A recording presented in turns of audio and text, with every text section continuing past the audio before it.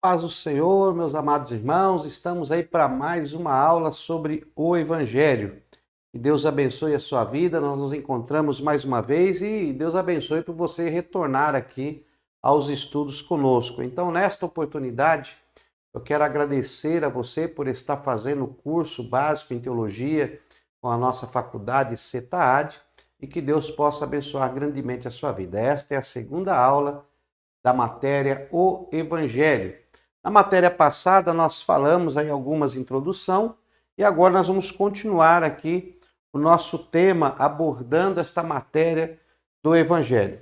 Meus amados irmãos, na aula passada vocês já assistiram, nós falamos sobre a introdução bíblica do Evangelho e hoje nós vamos abordar o Evangelho escrito por Mateus. Olha aí, Mateus. Nós vamos abordar aí este evangelho, né, esta escrita, esta maneira, esta visão, a como Mateus enxergou o evangelho, e nós já aprendemos que Mateus ele foi escrito para os judeus. Então nós temos aqui o evangelho de Mateus, né? Temos aqui o evangelho, ó, o evangelho escrito por Mateus, que faz uma ponte com Malaquias, né?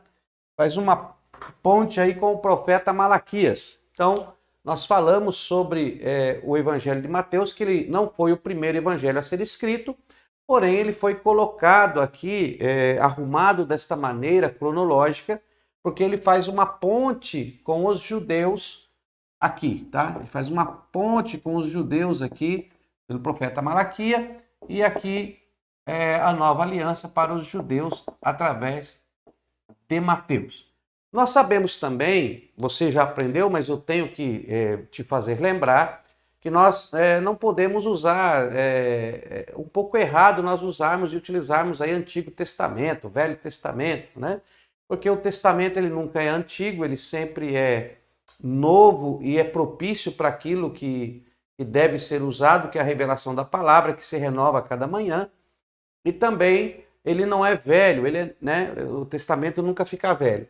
Então nós usamos falar Tanakh para os judeus, eles não usam o termo Antigo Testamento, mas eles usam o termo Tanakh. Então quando nós falamos Tanakh, né, quando nós falamos a Tanakh, estamos nos referindo ao Primeiro Testamento da lei e da história, de Gênesis até Malaquias. Então, quando falamos Tanakh, estamos falando de Gênesis até Malaquias, que é o primeiro testamento aqui da nossa Bíblia, a palavra de Deus.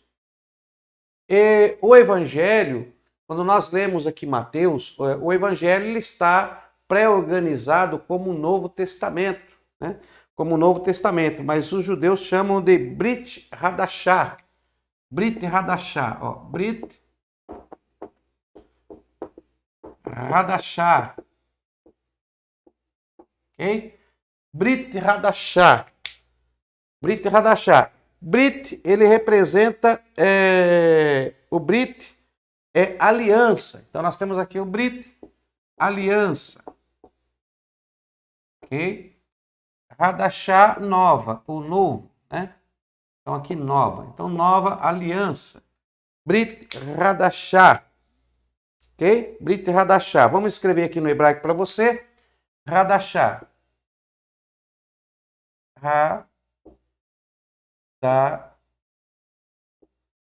Hadashah. O rei. Hadashah. Tá? Hadashah. Hadashah. Hadashah. Então, Hadashah, que significa nova. E aí temos aqui Brit, aliança. Aliança que nós escrevemos aí, Brit. Brit, ó. Brit, o Beit. Brit. Brit, nova aliança. Então temos aqui Brit. Brit Hadashah. Brit Hadashah, tá? Nova aliança. nós falamos o Novo Testamento, porém é a Brit Hadashah, uma nova aliança. Hadashah é nova e Brit, aliança, tá ok? Então vamos deixar aí para que você possa... Aliança, fica melhor, né? Fica melhor para você ver, tá ok? Então, nós falamos desse período interbíblico, ó, nós falamos desse período interbíblico que está entre a Tanakh e o Brit Hadashah. Então, esse período interbíblico, houve muitas mudanças, muita coisa se perdeu. Por quê? Porque na Tanakh, eles perderam a Arca da Aliança, eles perderam a presença de Deus e passaram aqui mais ou menos 400 anos sem a presença de Deus, o silêncio total da parte de Deus. Ministravam no tabernáculo, mas Deus não respondia. Ministravam a palavra, mas Deus não se pronunciava. Alguns sacerdotes que nasceram não tinham sentido e nem ouvido ou presenciado a presença de Deus, assim como Zacarias. Se assusta um pouco quando ele vê ali a questão do anjo que aparece para ele. Nós vamos tratar sobre esse assunto. Eu quero agradecer a presença da nossa sala de aula aí, online, ao vivo, a nossa irmã Fabiana, Deus abençoe. Nosso irmão Marvin, a paz do Senhor, já está conosco aí, participando da aula, e alguns irmãos que já estão adentrando a nossa aula aqui online, ao vivo. Deus abençoe as suas vidas. Eu estou atento aqui no monitor, olhando aqui a mensagem que os irmãos me enviam. Deus abençoe aos irmãos poderosamente nesta noite. Então nós estamos falando nós vamos entrar aqui no Brit Hadashah, tá? Brit Hadashah é uma aliança nova aliança, Novo Testamento, né? Nova aliança. Então nós vamos usar o termo Brit Hadashah. E a Tanakh, que é aí o Primeiro Testamento. Então nós temos o Primeiro Testamento, a Tanakh, que vai de Gênesis a Malaquias, e o Brit Hadashah da nossa Bíblia, que vai aí de Mateus até Apocalipse. Ó, Apocalipse, tá bom?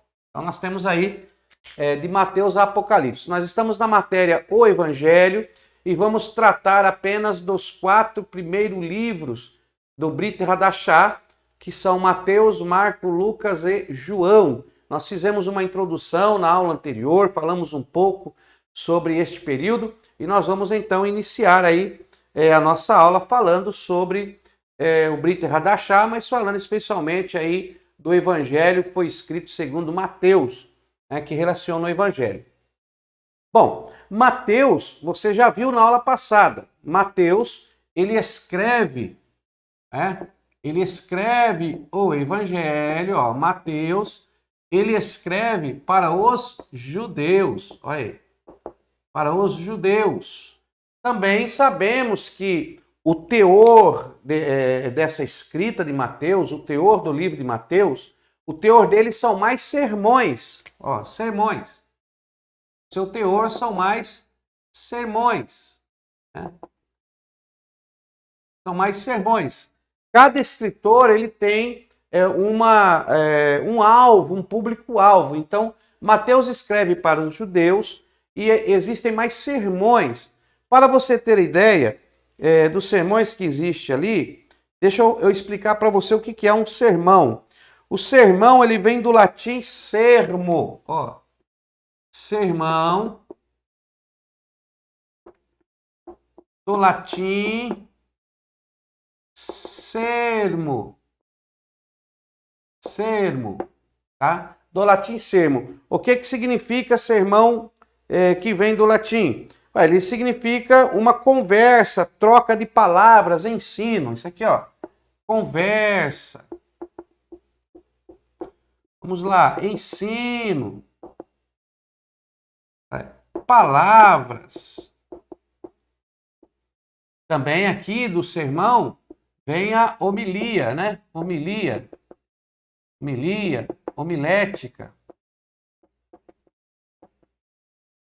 Nós vamos fazer ainda uma matéria sobre homilética, nós vamos fazer ainda, tá bom? Então aí vem homilia, palavras trocadas, é uma fala, um discurso, tudo isso está contido aqui, ó.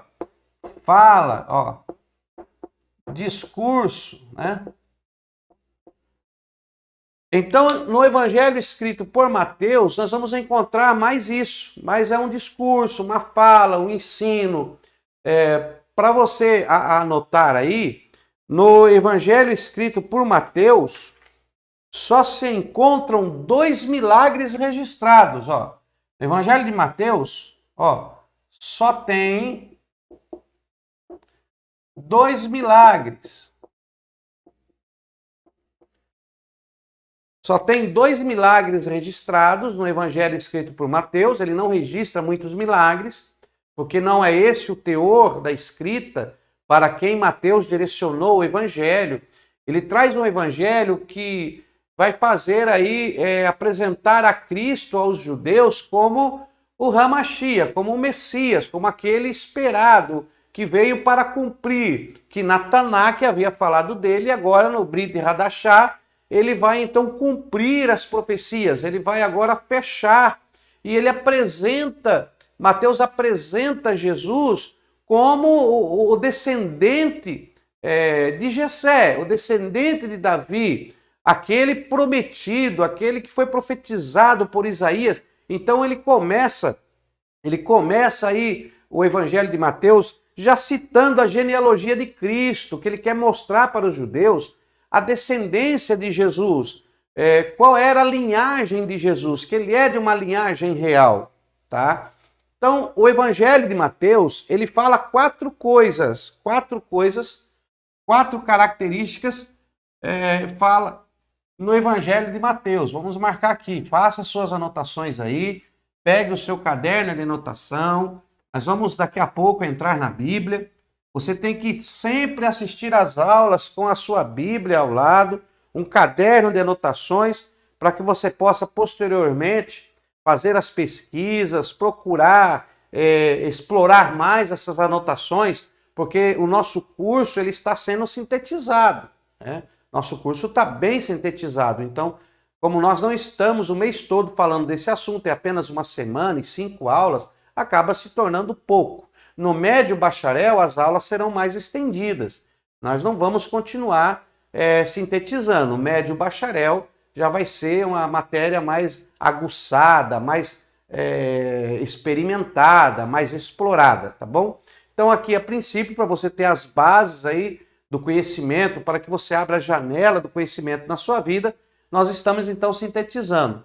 Então em Mateus só tem 2 milagres registrados, tá? Esses 2 milagres, um está no capítulo 9 e o outro no capítulo 17. Então você tem aqui no capítulo 9 um milagre e no capítulo 17 outro milagre, tá? Então são 2 milagres que contém no evangelho escrito por Mateus, mas nós temos muitos sermões, muitos ensinos, algumas parábolas. Para você ter uma ideia, existem 6 capítulos dedicados a parábolas, tá? São 6, vamos por aqui, 6 capítulos para as parábolas. Nós vamos tentar ver isso, tá bom? Então são 6 capítulos para a parábola. O evangelho escrito por Mateus, ele tem 28 capítulos. Ele vai do 1 ao 28, ok? Do 1 ao 28. São 28 capítulos. Então dá para perceber que 80% de Mateus são só sermões e ensinos do Senhor Jesus. Então, o evangelho escrito por Mateus, ele fala 4 coisas. São 4 coisas que são reveladas no evangelho. A primeira ele revela Jesus, ele fala de Jesus e ele revela o rei, o seu reino, a nação real e a constituição do reino. Então, em Mateus tem o rei, ele apresenta o rei, ele apresenta um reino, ele apresenta uma nação real, e ele apresenta a constituição desse reino. Ok? Esse reino. No mínimo, no Evangelho, antes dos sermões, antes dele começar a passar ensinos, ele vai dar esse ensino. Ele vai falar do rei, ok? Mateus apresenta o rei, que é Jesus, isso está desde o início no capítulo 1, quando ele começa a apresentar aqui, tá bom? Ele começa a apresentar do capítulo 1 e o versículo 7. Eu vou ler para você aqui, na minha Bíblia. Já está aqui na nossa mesa. Capítulo 1, versículo 7. Capítulo 1, Mateus, e o versículo de número 7. Ele diz assim, ó.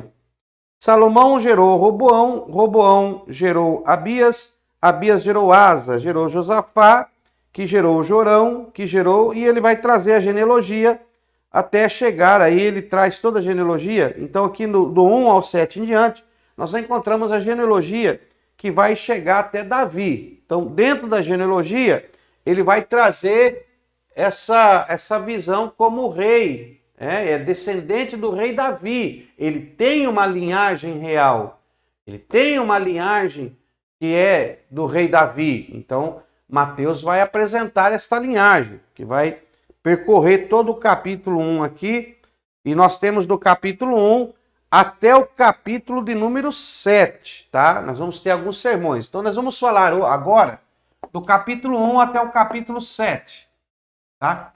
Então no capítulo 1 de Mateus nós temos a genealogia. Não vou falar da genealogia agora, do capítulo 1, porque quando nós chegarmos na genealogia do Dr. Lucas, aí nós vamos falar da genealogia, porque iremos comparar as duas genealogias e aí iremos falar por que existem duas genealogias registradas na palavra de Deus aqui no Brit Hadashah. Tá? Outra informação também é que a nova aliança é considerado Mateus, Marcos, Lucas e João como nova aliança, como Novo Testamento, porque já estava vigente o trabalhar de Jesus para fazer esta aliança, essa nova aliança, esse novo pacto com aqueles que iam o servir, que iam seguir a Jesus. Porém, nós sabemos que a nova aliança, o Brit Hadashah, ele dá início quando Jesus ele está orando pelo pão e pelo cálice, né? Após cear, era um costume, a ceia da Páscoa se comemorava a libertação do povo do Egito. Então Jesus ele ceia, ele participa da ceia da Páscoa, e você vai ler no texto, nós vamos falar disso mais para frente, mas só para fazer menção aqui, para que você tenha isso em mente. Então ele vai realizar a ceia, e você vai ler lá que após cear, ele tomou o pão e o cálice. E ele aí diz, este pão e esse cálice é a nova aliança no meu sangue. Nós vamos ver isso mais para frente. Então ali começa o Brit Hadashah. Ali começa o Brit Hadashah. Então, com a morte de Cristo, dá-se início então esse Novo Testamento, essa nova aliança. E ali, quando ele está orando, que ele levanta após ter ceado e apresenta o pão e o cálice, ele mesmo declara, esse cálice, esse pão e esse cálice é a nova aliança no meu sangue. Tá? Mas aí ele ceou primeiro. Então, uma boa parte do evangelho ainda acontece na dispensação da lei. Tá? Por isso que Jesus ele cumpriu a lei. Jesus ele nasceu com 30 anos. Ó, 30 anos. Com 30 anos, Jesus nasceu, ok? E com 30 anos, ele inicia o seu ministério. Ok? E com 33 anos, ele então morre na cruz. Então, esse período aqui, ó, esse período, Jesus está cumprindo a lei. Ó, ok? Então, nesse período, Jesus está cumprindo a lei. Ele está cumprindo a lei. Quando ele nasceu, com 8 anos, foi apresentado como era costume, como pedia a lei. Os pais apresentaram o sacrifício que exigia a lei. Com 12 anos, ele aparece lá no templo, mas não podia falar, porque ele não tinha idade suficiente. Leva ali um puxão de orelha, é chamado a atenção, e aí você não vê mais falar que ele apareceu no templo. Ele cumpre a lei, ele obedece. O próprio texto, o escritor aos Hebreus, no capítulo 5, versículo 8, se não me falha a memória, que diz que Jesus ele aprendeu a obediência, mesmo sendo Deus, aprendeu a obediência. Eu acho que é isso mesmo. Vamos ver aqui. É Hebreus 5, 8. Hebreus, capítulo 5, versículo 8. Deixa eu abrir aqui a Bíblia. Vamos dar uma analisada, ver se é isso mesmo o texto, né? Para nós não falarmos aí nada ao contrário. Então, ó, Hebreus, capítulo 5, versículo de número 8. É isso mesmo, olha aqui, ó. Embora sendo filho, aprendeu a obediência por meio daquilo que sofreu. Tá? Mas aí está dizendo só embora sendo filho. Mas quem é Jesus mesmo? Sim, é Jesus, porque você tem que ler o contexto que está no versículo 6 e o versículo 7. Olha aí.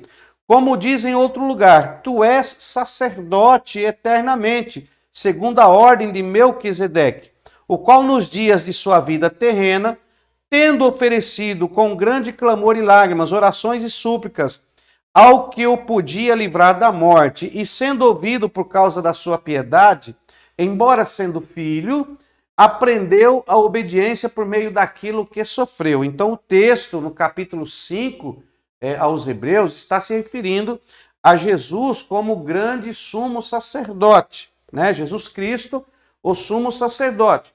Então isso está sendo falado aqui, tá? Então mesmo Jesus, esse mesmo Jesus, mesmo ele estando aqui, ele está cumprindo a lei. Ele está obedecendo a palavra, está cumprindo aqui a lei. E aqui então, nós falamos nova aliança, mas a nova aliança aqui ainda não está firmada.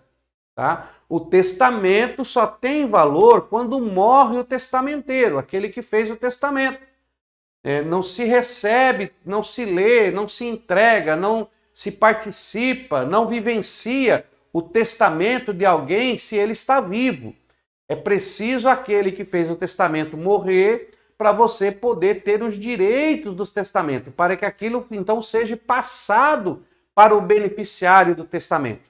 Então nós vemos aqui que Jesus ele está cumprindo a lei. Então o evangelho que foi escrito pelos 4 autores, eles estão ali incultando, estão preparando a terra, estão ali lançando o evangelho que vai trazer revelações, que vai trazer alianças, que vai trazer uma nova história, um novo momento, é o precursor de algo maior que iria acontecer, Brit Hadashah. Então isso passa a acontecer após a morte de Jesus. Então, após a morte de Cristo, aqui sim começa a nova aliança. Ó, aliança. Ok? Então aqui começa a nova aliança. Então o testamento, esse novo testamento, essa nova aliança, passa agora a entrar em validade. Ele passa a entrar em validade. Então, às vezes, você vai conversar com alguém, você, no Novo Testamento, ali já era uma nova aliança. Ainda não era nova aliança, ainda não estava vigente.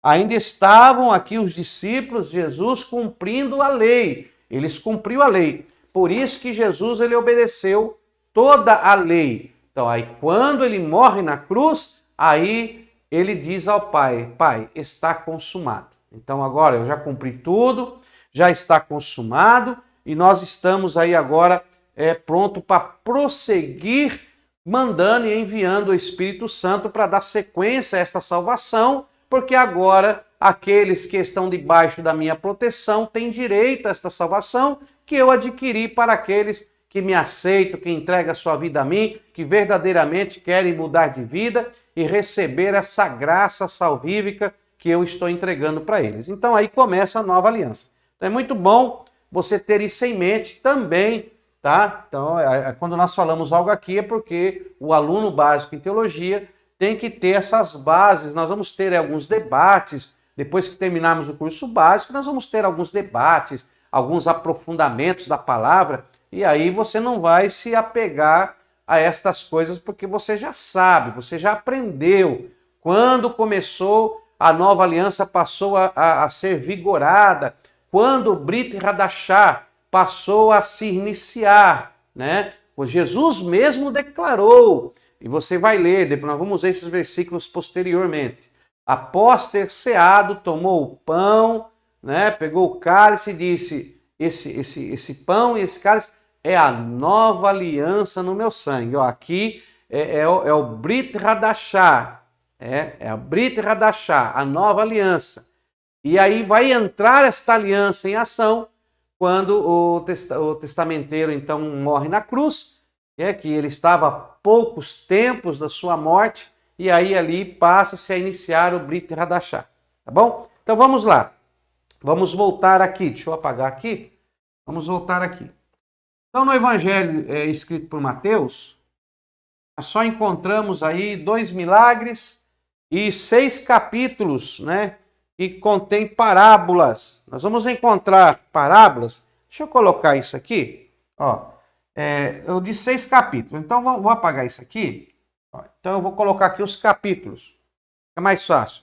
Ó, o 13, 18, 20, ó, capítulo 13, capítulo 18, capítulo 20, tá? Você encontra parábolas 21, 22 e 25. Ó, 21, 22 e 25, ok? Então são esses capítulos que contêm parábolas no Evangelho escrito por Mateus. Existem 2 milagres, um no capítulo 9 e um no capítulo 17, e os demais são sermões. Por isso que nós dissemos na aula de ontem que o Evangelho escrito por Mateus são mais sermões, né? Do latim sermo, conversa, ensino, palavras, discurso, fala, Jesus falando, Jesus ensinando. Então, se você quer aprender algo acerca da lei, acerca do reino dos céus, é só ler o Evangelho que Mateus escreveu, porque ele apresenta esse ensino glorioso de Jesus, esses sermões que trazem uma riqueza muito grande. Então, nós temos aqui o Evangelho de Mateus, que fala de rei, fala de reino, fala de nação real e fala da constituição do reino. Então, abrindo aí a sua Bíblia, nós vamos encontrar então no capítulo 1 a genealogia, né, que vai mostrar Jesus como sendo da raiz, né, da geração real, da descendência real.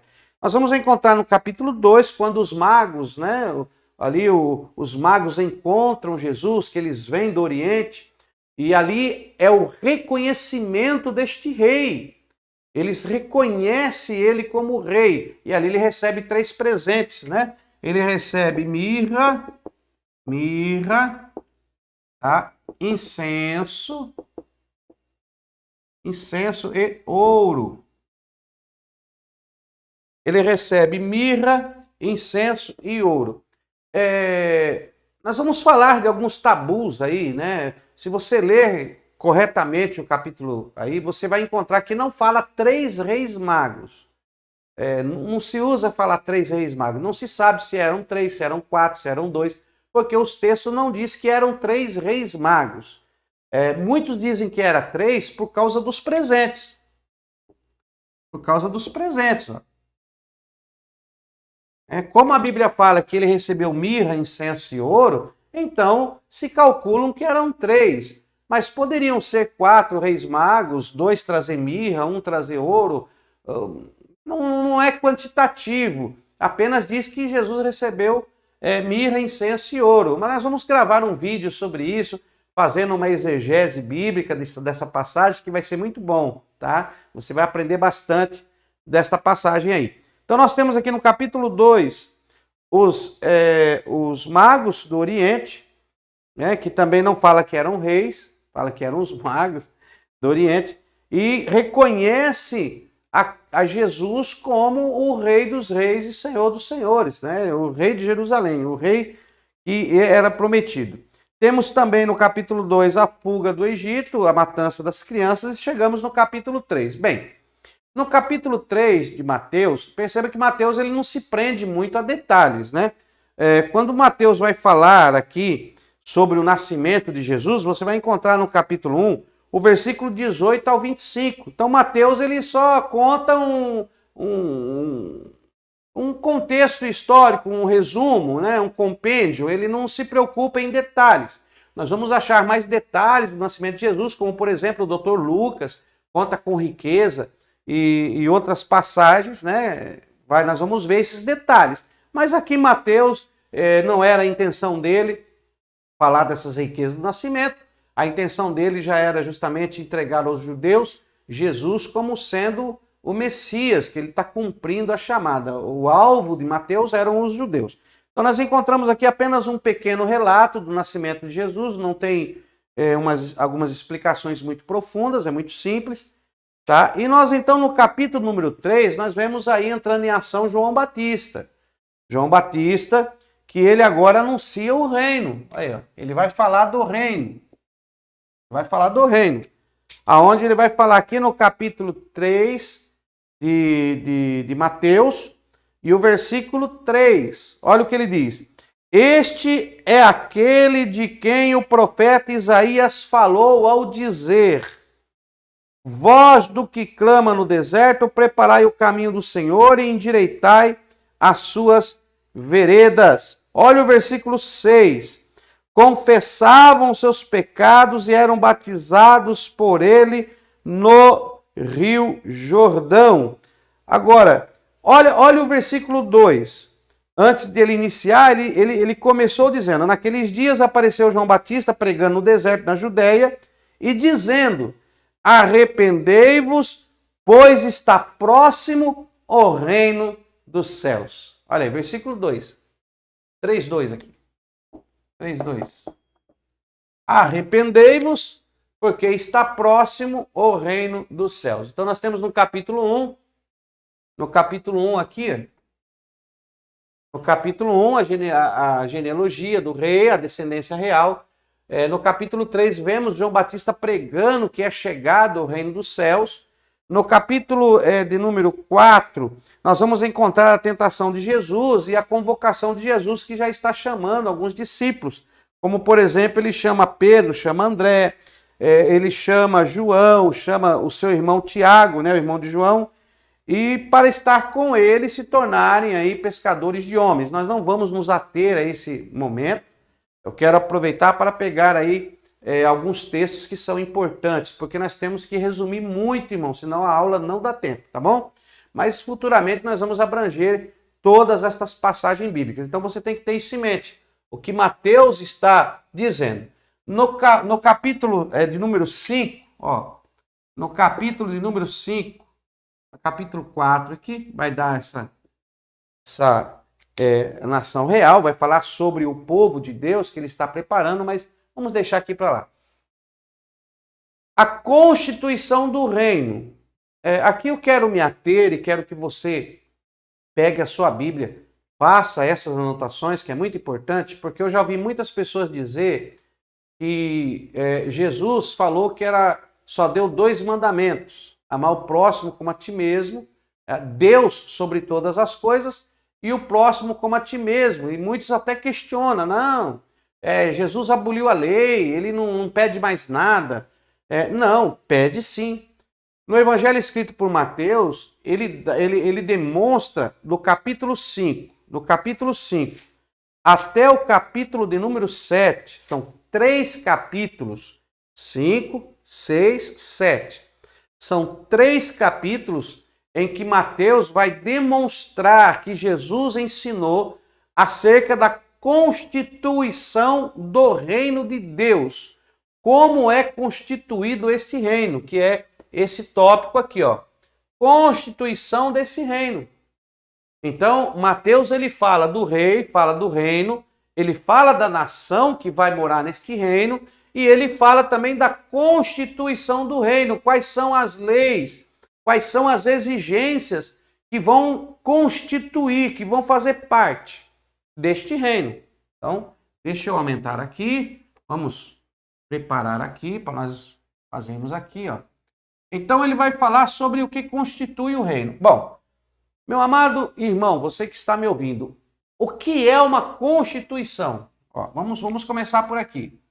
O que é uma constituição? Ó, o que é uma constituição?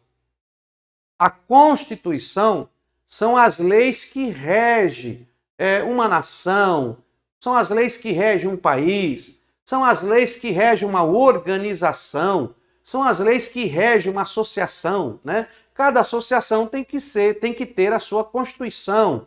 Até mesmo a igreja jurídica, ela tem uma Constituição, que são as normas, são as exigências, que vão, então, mediar, que vão delimitar as exigências necessárias para que você participe, para que você possa fazer parte. Se desobedecer essas normas, esta lei, vai ter aí uma consequência. Então, a Constituição, podemos assim dizer, são as leis que regem um país, uma nação, uma organização.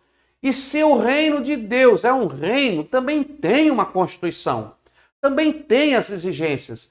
E Jesus falou disso no capítulo 5, no capítulo 6 e no capítulo 7 de Mateus. Então nós encontramos no capítulo 5, no capítulo 6 e no capítulo 7 de Mateus. Quais são estas exigências? Então, se você quer entrar no reino de Deus, se você quer fazer morada no reino de Deus, você tem que entender que não é portas abertas, não. Não é portas abertas, é porta aberta, é uma porta estreita. É como se fosse o rei, a janela do rei, da letra do alfabeto hebraico, do Aleph Bet. É como se fosse a janela do rei. Tem uma saída grande, mas porém a entrada é pequena. Ó, a letra Re é essa letra aqui. Ó. É uma letra que nós chamamos de letra Rei. Tá? É uma letra do alfabeto hebraico que contém no nome, no tetagrama. No tetagrama, Yahweh, nós lemos assim, ó. Yod Re, Vav Re, que é o tetagrama de Deus. Né? É o tetagrama de Deus. Então nós temos aqui o Re, que é essa letra aqui, ó. É o Re. O Re, Deus está demonstrando, a letra Re, ela significa janela, que dá visão para... que dá uma visão para uma outra dimensão, onde você enxerga um outro ambiente, onde você enxerga uma nova experiência. Então o Re, ele aparece e o Re, ele tem uma abertura aqui, ó. Ele tem uma abertura aqui, ó. O Re, ele tem uma abertura aqui e aqui é uma abertura maior, ó. É uma abertura maior. Então aqui é onde sai. Se você entrar no Re, você pode sair por aqui, ó, que é o caminho largo. O caminho largo te distancia do Re de Yahweh, te distancia da essência de Deus. Mas para poder entrar, você tem que entrar por esta abertura pequena. Para você entrar na dimensão do Rei, você tem que entrar pela abertura pequena da letra Re. Você tem que entrar e passar pelo Iod, que é a mão, porque a letra Re, ela é formada, ela é montada por duas letras. É a letra Resh, com o Iod.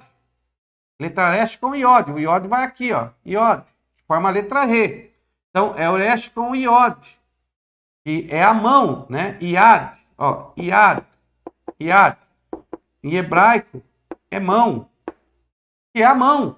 Então, a mão de Deus está aqui na letra Re. Então, você entra pela abertura pequena, o caminho é estreito, e largo e espaçoso é o caminho que te leva à perdição. Então, para entrar na dimensão de Deus é estreito, mas para sair da dimensão de Deus, aí o caminho é muito fácil e muito largo, tá bom? Então, essa é a letra Rei. Faça o curso de hebraico conosco, procure aí, entre em contato com a secretaria e adquira aí o curso de hebraico, que você vai aprender bastante para a glória de Deus. Então, nós temos aqui a Constituição. Ah, não, Jesus não deu lei nenhuma. Jesus não deu lei nenhuma. É só amar a Deus, só eu te amo. É só amar a Deus sobre todas as coisas, né? E o próximo como a ti mesmo. Não é só isso não, meu irmão. Já vi que você não leu a Bíblia, você não leu o Brit Hadashah, você não leu o que Jesus ensinou. Os sermões de Jesus, você não leu principalmente o Evangelho escrito por Mateus. Então vamos ver isso aí? Vamos colocar aqui para você. Então nós encontramos aqui no capítulo 5, tá? Então vamos começar aqui, no capítulo 5 de Mateus, do versículo número 1, até o 12, do 1 ao 12. Do 1 ao 12, nós temos aqui o ensinamento de Jesus sobre a natureza do povo do reino de Deus. Então temos aqui, eu vou colocar aqui a natureza. A natureza do povo do reino. Então, você quer entrar no reino de Deus? Jesus ele fala como tem que ser a natureza daquele que vai entrar no reino de Deus. O que é natureza? É aquilo que ele tem que ser, aquilo que é normal a ele, aquilo que está entranhado nele. A essência dele é daquela maneira. Então vamos ler aqui, olha aí, o sermão da montanha, as bem-aventuranças. Então você quer entrar no reino de Deus? Constituição do reino, artigo 1º. Artigo 1º. Vamos ver. Olha aí. Vendo Jesus a multidão, subiu ao monte e assentou-se. Aproximaram-se dele os seus discípulos. Os seus discípulos, presta atenção. Olha aí. Olha o oika. Irmãos, tem muita gente que começa o curso e esquece do oika. O oika não é para ser esquecido. Vamos lá. Oika. Oika. Não pode se esquecer do oika, tá? O que significa oika? Observação, observação, interpretação,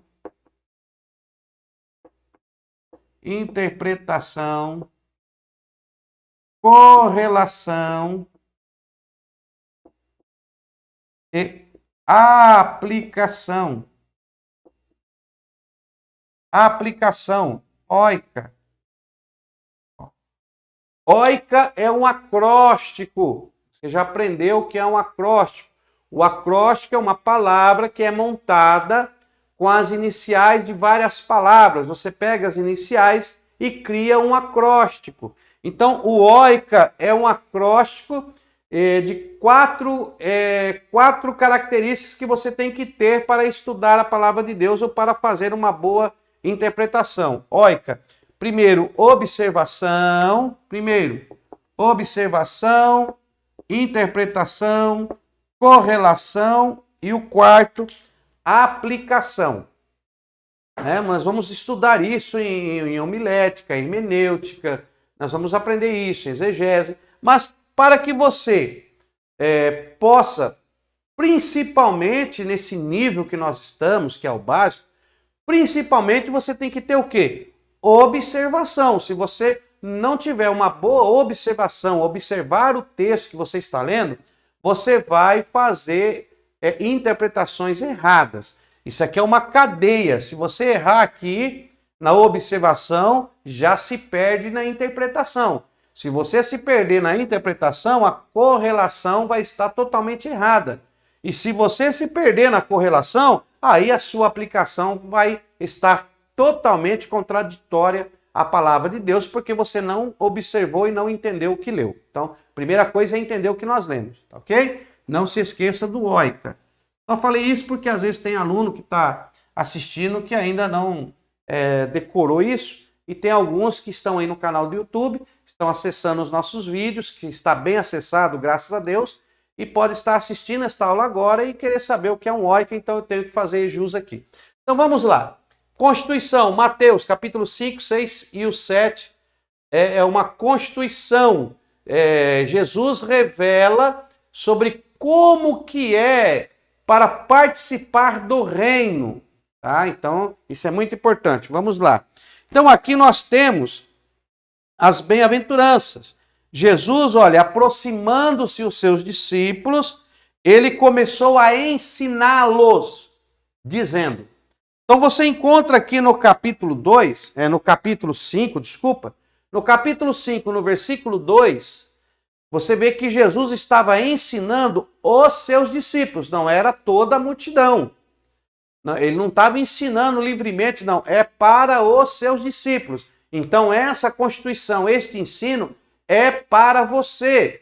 Ele começou a ensinar os seus discípulos no capítulo 5 e terminou no capítulo 7. Então, capítulo 5, capítulo 6, capítulo 7, preferencialmente, meu irmão, é para mim e é para você, para aprendermos o que é necessário para entrarmos no reino de Deus. Não é só amar a Deus sobre todas as coisas, é um princípio. Se você ama a Deus sobre todas as coisas, então você vai receber todo este ensino de Jesus.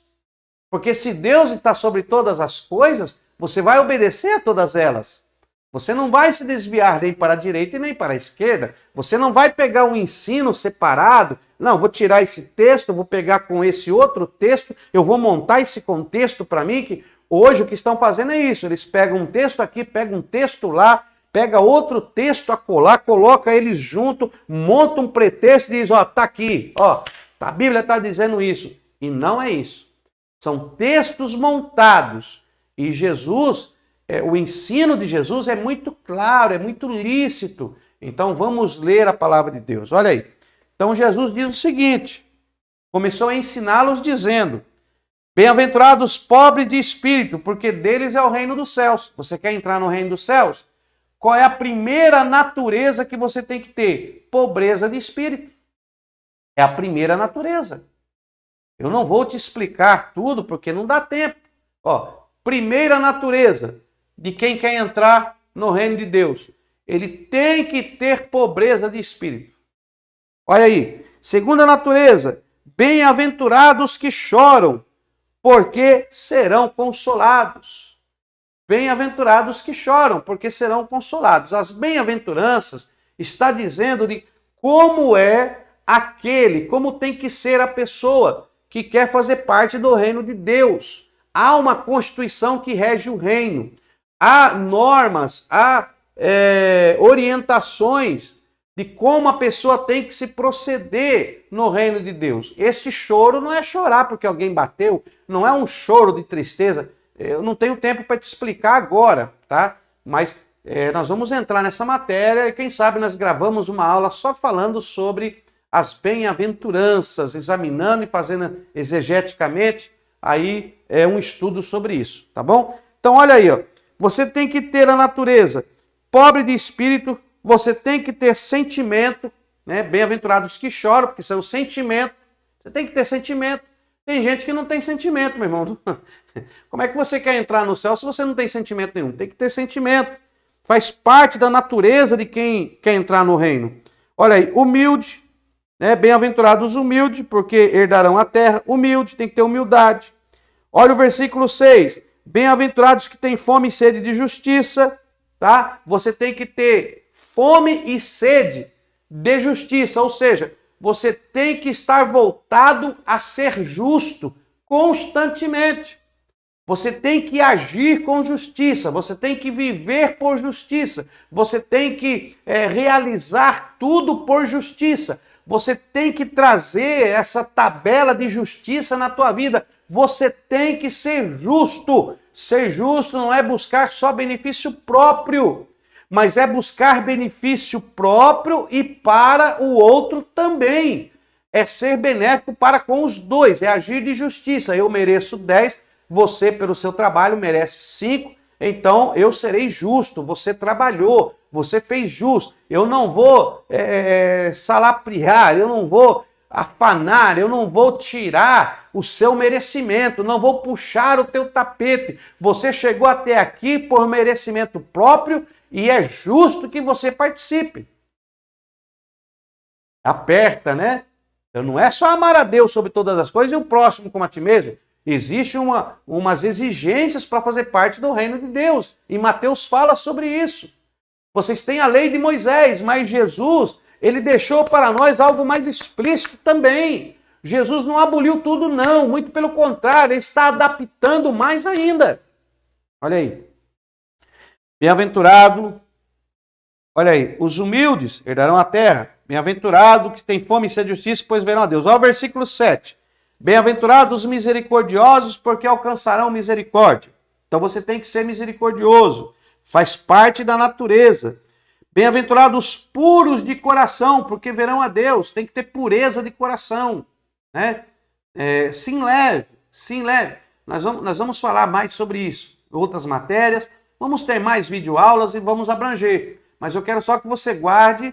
É muito importante o capítulo 5, capítulo 6 e o capítulo 7 de Mateus, que fala sobre essa constituição, sobre essa formulação daqueles que querem participar do reino de Deus. Então você tem que ser humilde, você tem que ser puro, você tem que ser pacificador. Olha o versículo número 9. Bem-aventurados pacificadores, pois serão chamados filhos de Deus. Ah, eu sou filho de Deus, mas você é pacificador? Você é pacificador ou você gosta de uma confusão?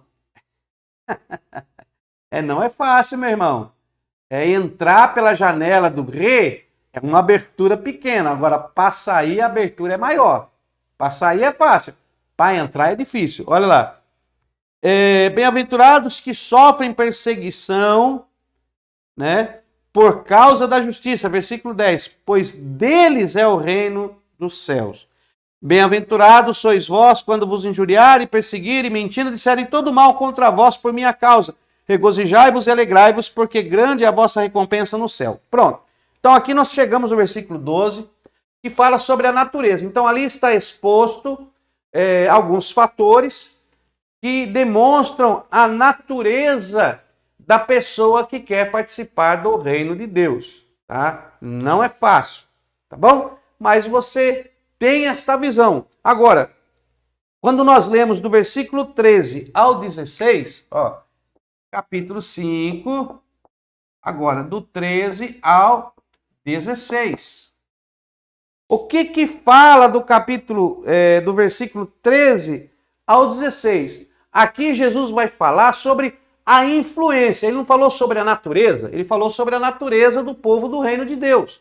Agora ele vai falar sobre a influência. Ó. A influência do povo do reino. Se você faz parte do reino de Deus, se você faz parte deste povo, então você tem que ser um influenciador. Nós vemos por aí muitos influenciadores, né? Agora é influenciador digital, virou profissão. Não, eu sou um influenciador digital, mas antes de existir o influenciador digital, já existia o influenciador do reino de Deus. E nós não somos influenciadores digital. Eu não estou aqui para trazer uma influência digital. Eu estou usando da tecnologia para levar a você aí onde você está, devido a esta pandemia. Nós estamos tendo aulas presencial, estou levando até você essa influência espiritual do reino de Deus. Eu quero te influenciar. Mas a influência é do povo do reino, não é o contrário. Quem não é do reino não pode influenciar quem é do reino, meu irmão. Quem é do reino está firmado na rocha que é Cristo. E não pode ser influenciado por quem está na areia ou por quem nem na areia está. E aí Jesus vai falar sobre esta influência. Ele está falando para os seus discípulos. Aqui, Jesus está continuando o seu ensino, continuando o seu sermão, continuando a sua fala, o seu discurso, as suas palavras. Ele está continuando, ele não parou. O capítulo 5, o capítulo 6, o capítulo 7 é todo um discurso, uma fala, uma orientação para os seus discípulos. E ele está falando. Olha o que Jesus fala no versículo 13. Vós sois o sal da terra, mas se o sal perder o sabor ou for insípido, do que se há de sagar? Vós sois o sal da terra. No versículo de número 14, ele vai falar, vós sois a luz do mundo. Então aqui, ele vai falar sobre a influência do povo do reino. Esse povo que faz parte do reino de Deus é um povo influenciador. Não é um povo que se deixa influenciar. Eu gostaria de ter tempo de falar sobre isso, sobre o sal e a luz, né? Existem aí 3 tipos de luz. Existem 3 tipos de luz. Existe a luz natural, a luz artificial e a luz divina. Ó, a luz. Existe a luz natural, luz artificial e a luz divina. E a luz divina. Olha. Oh, meu Deus, escrevi errado de novo. Jesus, hein? Existe a luz natural, a luz artificial e a luz divina. Aí. Existem as 3 tipos de luz. Qual é a luz que você está sendo? Eu estou falando da luz que você recebe. Eu estou falando da luz que você tem que ser. Qual é a luz influenciadora? Porque você é luz, não se pega um candeeiro e se coloca debaixo da mesa, mas se coloca em cima para que ele ilumine a todos. Então você é a luz, você é o sal da terra e a luz do mundo. Você é a luz que Cristo preparou, lapidou, tirou das trevas e entregou a essência para que você ilumine. Mas qual é a luz que você produz? Você produz luz natural, produz luz artificial, produz a luz divina? O que é uma luz natural? É a luz do sol. Ó, a luz do sol. A luz do sol, que é a luz da natureza. Ela funciona 12 horas por dia, porque no giro do nosso globo terrestre, em algum momento o sol sai fora do eixo, vem a lua e nós ficamos na noite. A luz não é 100%. A luz não é 100%. É uma luz que é uma luz natural. Você recebe o Espírito Santo, mas a sua luz ela é natural, é momentos, é períodos. É períodos, é momentos. Ela não é constante. Ela é momentos, ela é períodos, é a luz natural. A luz natural. Aí ele é cristão, mas só é cristão quando está na igreja. Aí ele é cristão, mas só é cristão quando está reunido com outros cristãos. Mas ele em si não influencia ninguém. Muito pelo contrário, é perigoso ele ser influenciado. Ele não tem o poder influenciador. Então aqui Jesus está falando sobre a influência. Vós sois o sal da terra e a luz do mundo. Então vocês têm que influenciar. Então, ó, luz natural, luz artificial. Essa aqui é produzida. É produzida pelo homem, ó, pelo homem. Luz artificial é a luz produzida pelo homem, é a luz que nós produzimos pela usina, pegamos aí a força das águas, passamos aí pela usina, construímos, inventamos aí um transformador que vai converter a força das águas em energia e através dos fios vai até as residências e aqui através desta lâmpada nós apertamos o interruptor e tchum, se fez luz. Mas é uma luz produzida, não é eterna. Se secar os rios, se der problema na usina, essa luz vai apagar. Às vezes você está na tua casa lá, aí um carro bate no poste lá na avenida, cai o transformador, você fica no escuro. Por quê? Porque a luz produzida foi interrompida. Ela não é eterna, ela é produzida. Será que você está produzindo uma luz artificial na sua vida? Olham para você e falam, olha, aquela camarada é crente, mas é uma luz produzida? Meu Deus, hein? Então, existe a luz artificial, que é produzida. E temos a luz divina. Aqui é de Deus, né? Aqui é de Deus. Essa daqui é o que era, que há de vir, é eternamente, o alfa, o ômega, princípio e o fim. Ela não tem princípio, não tem fim, não é produzida, não é natural, ela é sobrenatural, né? Antes de existir o sol e a luz estava lá. Quando você lê no segundo versículo do Bereshit, Bereshit bara Elohim, né? E vai ler lá, no princípio que Deus dos céus e a terra era sem forma e vazia, havia trevas sobre a face do abismo. E aí ele vai dizer, e disse Deus, haja luz. E a luz se fez. A luz já estava lá, antes de ser criado o sol e a lua. Antes do natural, antes de existir o artificial. A luz de Deus já estava lá. Ele é.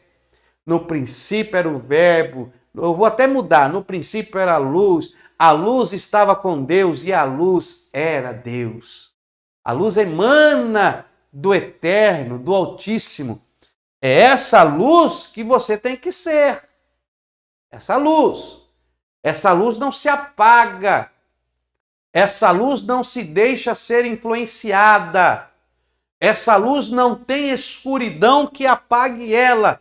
Ela produz a iluminação, ela produz a luz, e esta luz produzida pelo Espírito, por Deus, transferida ao homem, ela entra ao mais profundo sentimento e pode mudar toda a estrutura humana. Então, a luz. Vós sois influenciadores do reino de Deus. Temos que influenciar e não ser influenciado. Tá? E vós sois o sal da terra. Qual é a maior característica do sal? O que é o sal? Sal. Muitos vão dizer que sal é tempero. Muitos dizem. É tempero. Sal é tempero. Irmão, sal não é tempero. Esquece isso aqui. Esquece. Sal não é tempero. Não, pastor, irmã Quitéria, é forte. É forte mesmo, irmã Quitéria. O sal não é tempero. Quem foi que falou para você que o sal é tempero? O que é tempero? Tempero é mistura de sabores. Isso é temperar. Temperar é misturar sabores. O sal não é mistura de sabores, meu irmão. O sal é sal. O sal, ele não tempera. O sal não tempera. Não. O sal, ele salga. O sal, ele salga. Ele não tempera, ele salga. Se você colocar muito sal, vai ficar salgado. E perceba que o sal, você não muda a essência dele.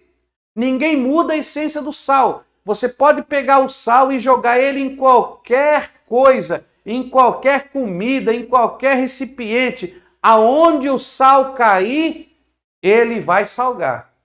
Porque ele é sal. A sua essência é sal. E ele não muda a sua essência. Quando Jesus diz, vós sois o sal da terra, vós sois a essência da terra, vocês não podem mudar. Aonde vocês cair, aonde você estiver, aonde vocês entrar, aonde vocês participar, vocês têm que salgar, vocês têm que transmitir o que está em vocês. Então vocês não são influenciados, vocês influenciam. Meu Deus, cadê os sals da terra? Cadê os influentes do reino? Eu ouço muito falar de influenciador digital. Eu sou influenciador de mídia, sou influenciador digital, sou influenciador do YouTube, eu tenho um canal. Não, meu irmão, seja um influenciador de Deus. Eu sou influenciador de Yeshua, o Hamashia, o Mashiach. Eu sou influenciador do Espírito Santo de Deus. eu tenho que influenciar acerca do reino de Deus. Jesus estava dizendo aos discípulos, ensinando aos discípulos, primeiro, vocês têm uma natureza, e vocês têm uma influência, e vocês têm que influenciar. Ó, estamos só no capítulo 5, irmão. Eu não vou conseguir terminar o Evangelho de Mateus, não tem como. Para nós estudarmos o Evangelho de Mateus, é um mês. Não tem como. Aqui, vamos lá. Vamos correr aqui. Ó, então nós temos aqui do capítulo 1, do capítulo 5, do 1 ao 12, a natureza do povo do reino.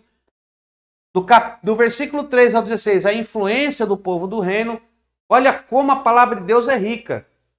E tem muitas pessoas que vão pregar, irmão, eles gritam, eles pulam, eu não sou contra, mas o que traz o movimento é a essência da palavra.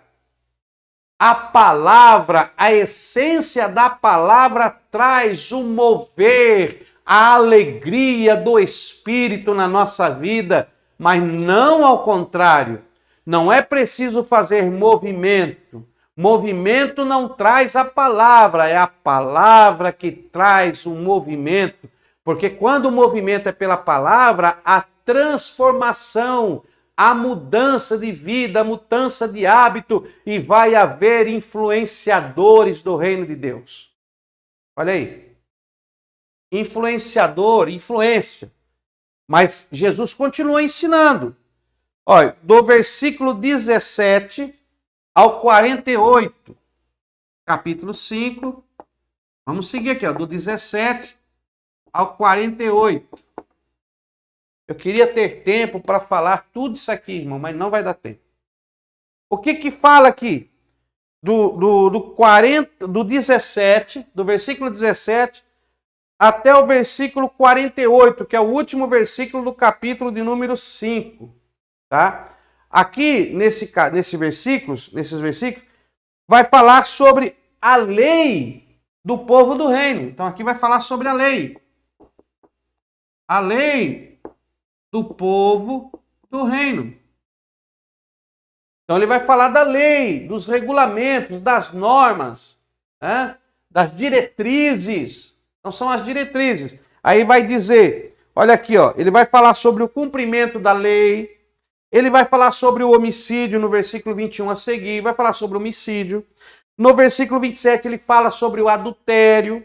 Jesus no versículo 31 ele fala sobre o divórcio. Meu Deus, como eu queria ter tempo. Irmãos, nós vamos gravar uma aula aqui sobre o divórcio.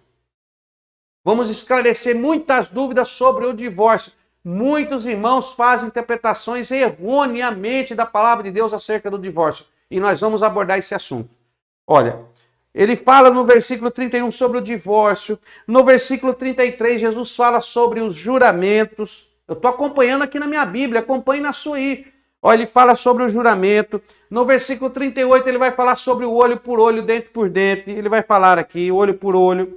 No versículo 43, ele vai falar sobre o amor que esse povo do reino tem que ter pelos inimigos. É lei, é diretriz, é essência. No 48... Jesus termina o 48 dizendo, olha, sede vós, pois, perfeitos, como perfeito é o vosso Pai que está no céu. Olha o que Jesus diz no último versículo 48. Sede vós perfeito, como perfeito é o vosso Pai que está no céu. Então ele vai falar sobre as diretrizes deste povo, a sua diretriz, as leis que você deve obedecer como diretriz, como princípio para a sua vida. Então o negócio não é se é pecado, se não é pecado, é se você conhece os princípios da palavra de Deus. Os princípios não mudam, eles são o mesmo ontem, hoje e serão eternamente. Os usos e costumes morrem, as leis cerimoniais, as leis transitórias, elas deixam de existir em um determinado momento, mas os princípios da obediência da lei de Deus, elas permanecem.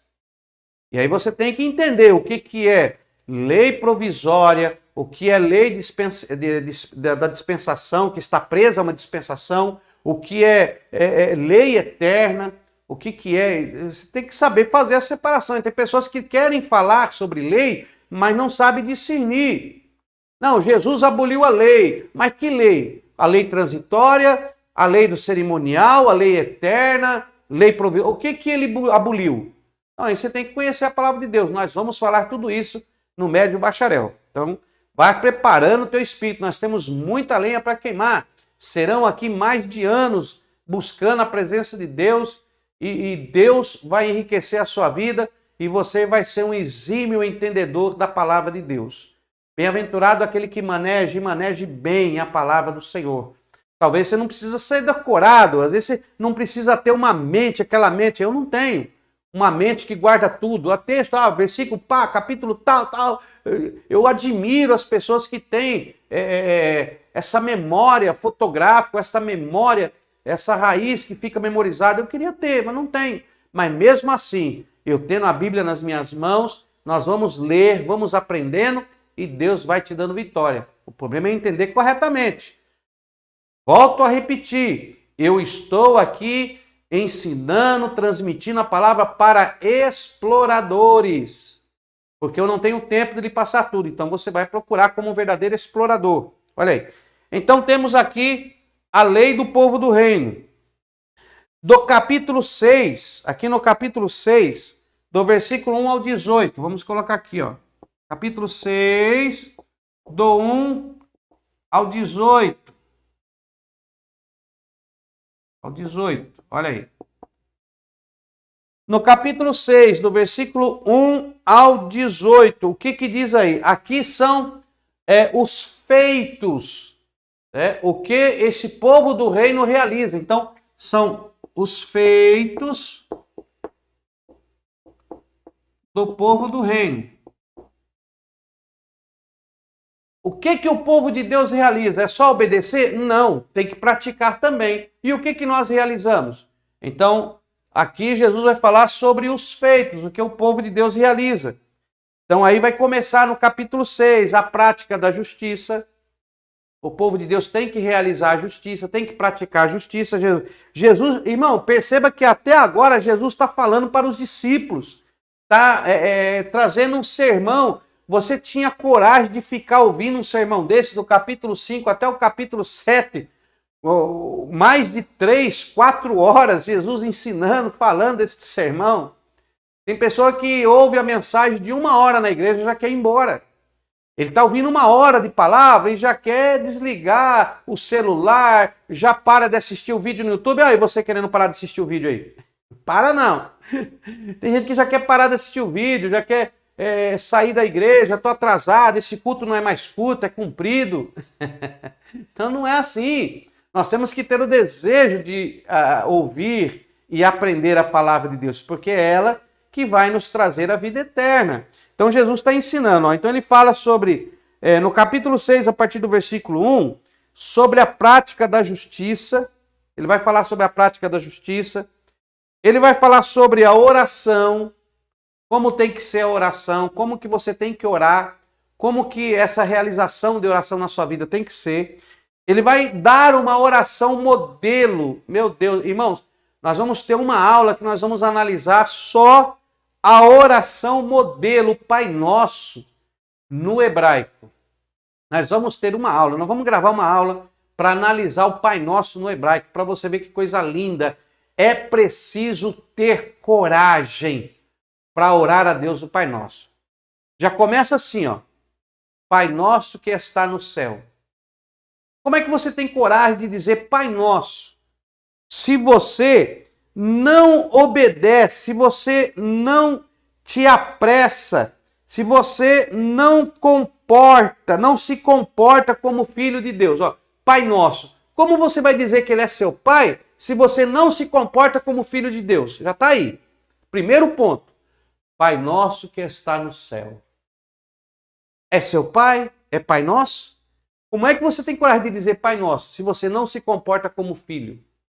Será que Deus pode olhar para você e te olhar como filho? Essa oração ela é tremenda, mas é a prática, os feitos do povo do reino, as suas práticas. Tá? Então guarda aí. Depois tem o jejum, no versículo 16, Jesus vai falar sobre o jejum. Olha aí, ele vai falar sobre o jejum e ele termina. Aí no versículo 19 já começa uma outra orientação. Então nós temos aqui no capítulo 6, do 19 ao 34. Ó. 6, do 19 ao 34. No capítulo 6, do versículo 19 ao 34, aí Jesus vai falar sobre as riquezas deste povo. Quais são as nossas riquezas e a maneira que nós devemos tratar os demais. Então, se nós temos riqueza, como que nós temos que tratar? Quais são as nossas riquezas? Então, ele vai falar das posses do povo do reino. Posses. Povo do reino. O que nós temos? Quais são nossas posses? No que estamos firmados? Como tratamos os demais? O que nós entregamos aos demais? Jesus vai falar sobre isso. No seu sermão, na sua conversa, no seu ensino, na sua fala, nas suas palavras, no seu discurso. Ele está falando aos seus discípulos, ele não está falando aos discípulos. Ele está ali dando um sermão, do latim sermo. Ele está conversando, ensinando, falando, discursando, transmitindo palavras. Ó. Quais são as posses do povo do reino? Aí você vai ver aqui, ó, no 19 até o 34, né, até o final. Ó, não ajunteis tesouro na terra. Aí ele vai falar qual é o teu tesouro. Quais são as posses que você tem que ter. Ele vai explicar aos seus discípulos. Ele vai falar sobre a luz e trevas. Luz e trevas.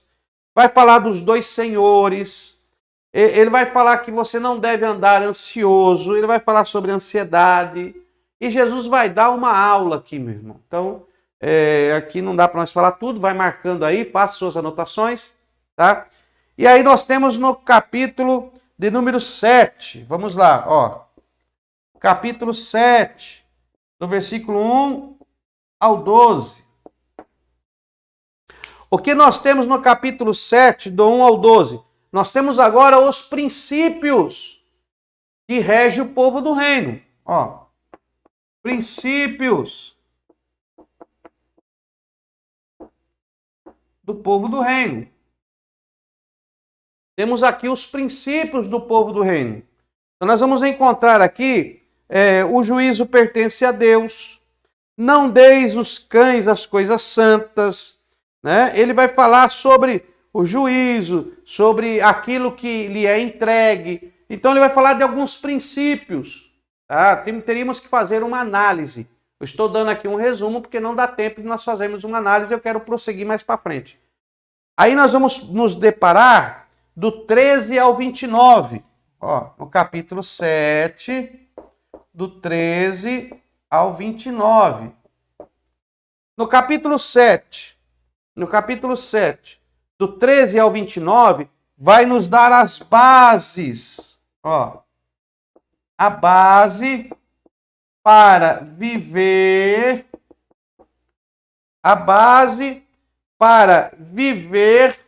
e a obra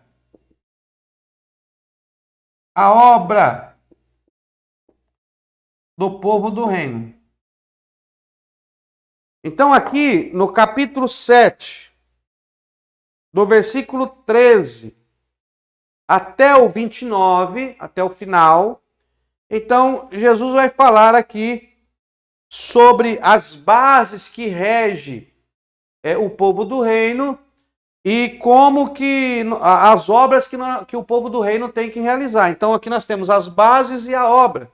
Aí você vai ver aqui, ó, os dois caminhos. Ele vai dar aqui alguns princípios também, algumas bases, os dois caminhos. Vai falar sobre os falsos profetas. É muito maravilhoso, os dois fundamentos, né? Os dois fundamentos a partir do versículo 24, que são as bases, os fundamentos, né? Aquele que ouve a minha palavra é o que construiu a casa sobre a rocha. Então aqui é os fundamentos e anteriormente são as obras. Ó, ele vai falar aqui, tá? E aí nós deparamos no capítulo 8. Tá? No capítulo 8, então, aí Jesus encerra o seu ensino.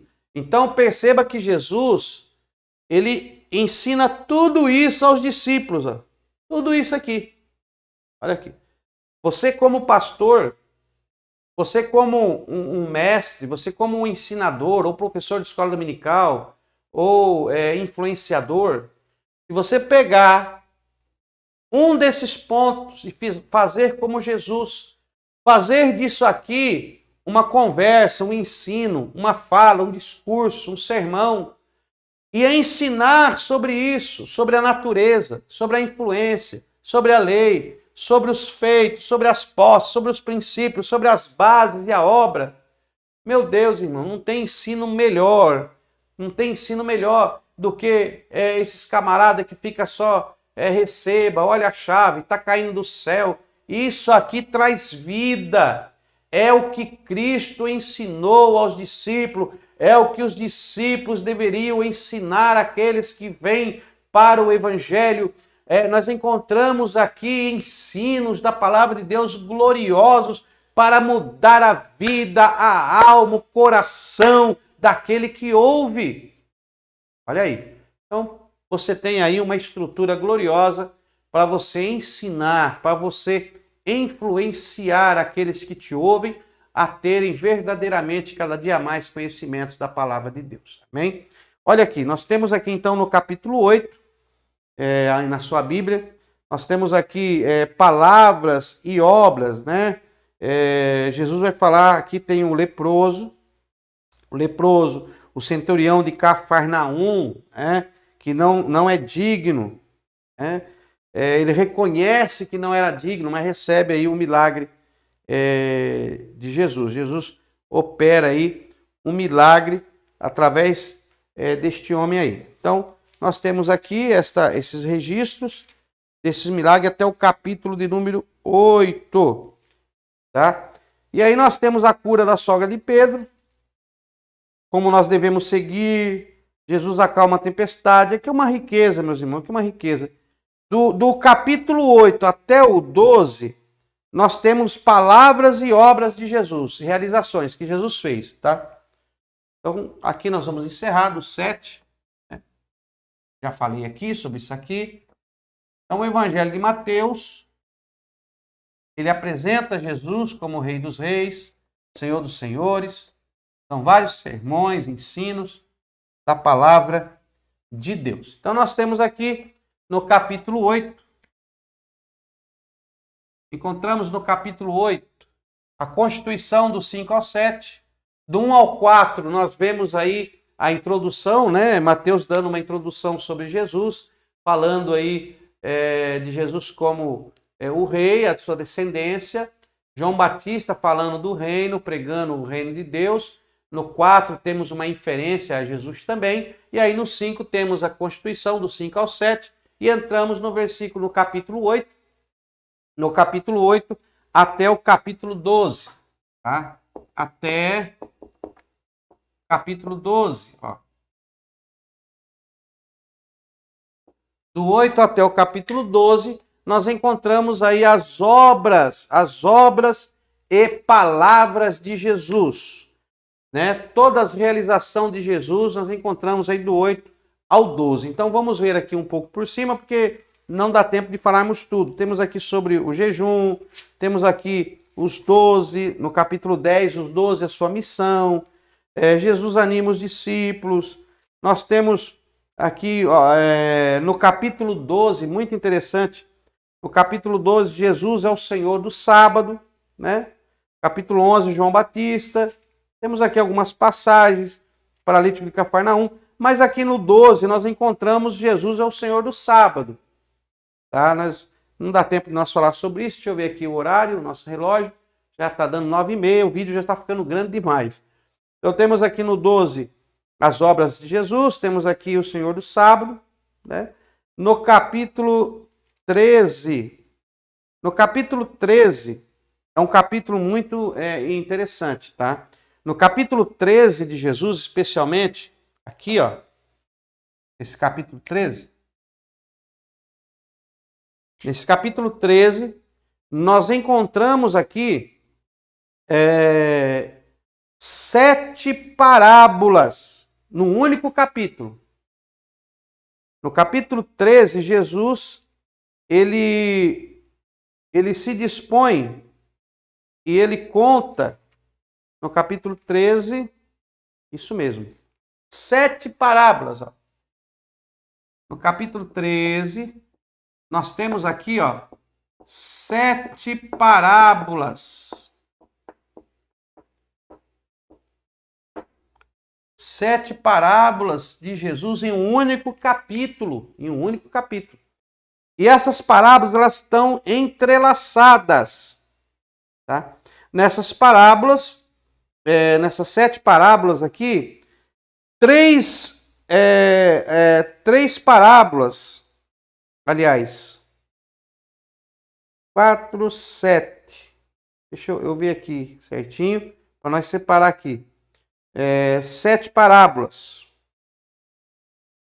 Tá? As 4 primeiras parábolas são ditas à multidão. Então nós temos aqui, ó, as 4 primeiras para a multidão. As 4 primeiras para a multidão. E as 3 últimas para os discípulos. Ó. As 3 últimas para os discípulos. Anota aí. Anota aí. As 4 primeiras para a multidão. As 3 últimas é para os discípulos. Ok? Nós vamos ainda ter a oportunidade de analisar as parábolas. Não se preocupe não, nós vamos ter mais para frente aula que nós vamos poder analisar as parábolas. Então as 4 primeiras é para a multidão e as 3 últimas é para os discípulos. As 4 primeiras para a multidão é o semeador, o joio, a semente, o grão de mostarda e o fermento. Então temos aqui, ó, semeador, joio, grão de mostarda,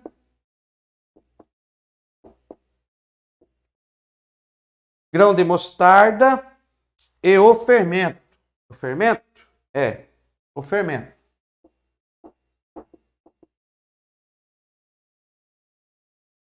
Ó, fermento. Então aqui nós temos essas 4. Ok? Então, no capítulo 13, tem 7 parábolas. As 4 primeiras é para a multidão, o semeador, o joio, o grão de mostarda e o fermento. Na próxima aula, nós vamos ver se nós damos uma analisada nessa parábola do joio, que é muito interessante, merece uma atenção nossa nessa parábola, principalmente essa do joio. Essa aqui merece uma atenção especial.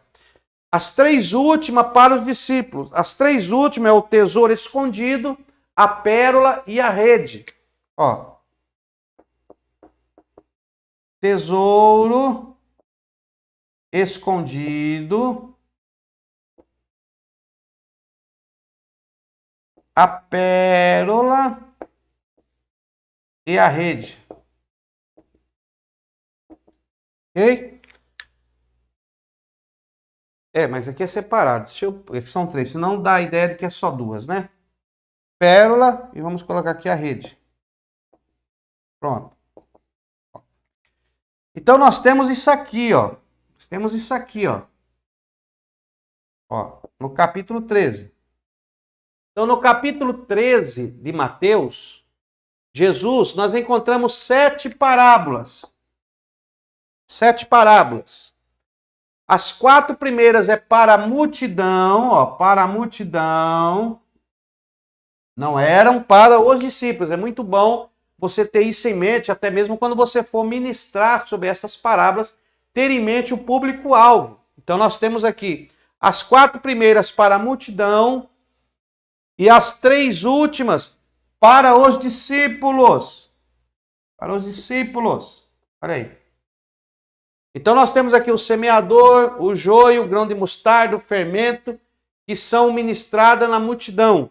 E temos aqui o tesouro escondido, a pérola e a rede, que é ministrado aos discípulos. Tá? Então nós temos aí essas 7 parábolas que estão contidas no capítulo 13 e são espetaculares. Nossa, eu queria ter tempo para falar sobre isso aqui. No capítulo 14, nós temos aí a morte de João Batista, que é histórico. Temos aí a tradição dos anciãos, a multiplicação dos pães, capítulo 16. Nós temos aí, deixa eu ver o que tem de interessante aqui. No capítulo... toda a Bíblia é importante, mas eu estou falando assim, quando eu falo se tem algo interessante, algo que seja mais primordial para você nesse nível básico, que você tem que ter conhecimento. Tá? Então, nesse nível básico, eu estou vendo aquilo que é preferencial. É difícil nós termos que estar escolhendo.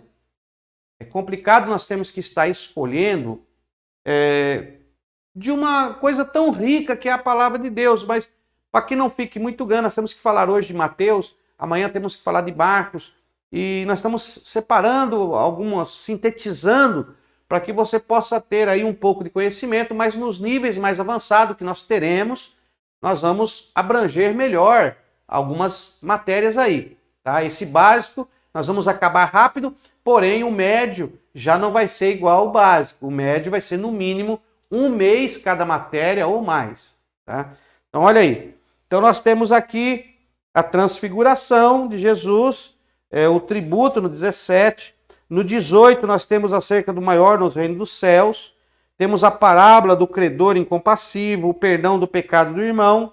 E no capítulo 19, isso aqui é muito importante. Ó, capítulo 19, sobre isso aqui, ó. Divórcio. Ó. O próprio Senhor Jesus dá um ensino acerca do divórcio. Né? Os fariseus se aproximam de Jesus e o questionam acerca do divórcio, da carta de divórcio, e Jesus dá uma aula. Então nós vamos falar disso. Nós vamos gravar uma aula só para isso aqui, ó.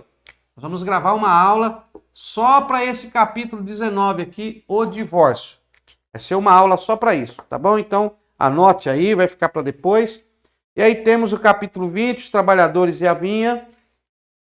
E nós prosseguimos aí com 21, mais parábolas, mais a purificação do templo, a figueira seca. Enfim, irmãos, meu Deus, como eu queria parar isso aqui, mas não dá tempo. E aí até o 24, e aí temos o capítulo de número 24, que Jesus começa a falar e vai até o 25, ó, 24 e o 25. 24 e o 25 fazem inferências também aí de Jesus, ensinamentos e parábolas sobre o Filho do Homem, a vigilância, a grande tribulação. Ele vai falar um sermão profético, né? É o sermão profético. Ele vai falar sobre os 2 servos, as 10 virgens, que tudo está dentro do sermão profético. Nós vamos analisar também esses capítulos em próximas aulas aí. E vamos continuar aqui. Aí depois temos Getsemane, temos aqui a crucificação e até o 28. Tá bom, irmão? Então, leia o Evangelho de Mateus, procure ler. Tá? Nós vamos falar aqui em aulas, na próxima aula, nós vamos falar sobre o joio. Próxima aula, vamos falar sobre o joio, essencialmente, e vamos falar sobre o capítulo 24 e o capítulo 25, tá bom? Vamos fazer menção na próxima aula sobre isso aqui, ó. Então, meu querido, não perca a próxima aula, que ainda dentro do Evangelho de Mateus nós vamos citar sobre a parábola que está, sobre o sermão, sobre a conversa, sobre o ensino, sobre as palavras, sobre o discurso de Jesus no capítulo 24 e 25 e sobre o joio, uma das 4 primeiras parábolas do capítulo 13 que foi direcionada à multidão. Tá? Então fique com Deus, Deus abençoe. Não perca a próxima aula que nós vamos falar sobre esses assuntos, são gloriosos e nós vamos trazer revelações maravilhosas para a sua vida e você aprenderá mais a palavra de Deus. Então continue conosco, continue esse ensino e até aí a nossa próxima aula no nome de Jesus. Uma boa noite a todos, fique na paz.